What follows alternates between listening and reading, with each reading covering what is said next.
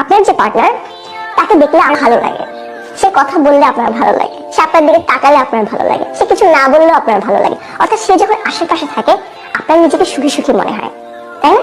এবং সেজন্যই আপনি তাকে ভালোবাসেন। এই যে আপনার যে সুখী সুখী ব্যাপারটা, সে আশেপাশে থাকলে, হ্যাঁ, এই জন্যই আপনি সে চলে গেলে কান্নাকাটি করছেন। কেমিস্ট্রি এটা বলতে চাচ্ছে, এবং এটা আমারও উপলব্ধি যে আমরা যখন আরেকজন চলে যায় তখন হচ্ছে যে সে যে চলে গেছে এবং সে চলে গেলে যে আমার একা একা লাগবে, এই একা একা লাগার ব্যাপারটা আমরা মেনে নিতে পারি না।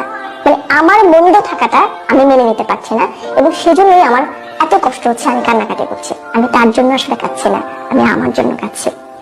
এটা একটা চমৎকার উপলব্ধি, এবং এটা হয়তো বা টিনেজাররা মানবে না, টিনেজাররা বলবে না ওকে ছাড়া আমার চলবে না।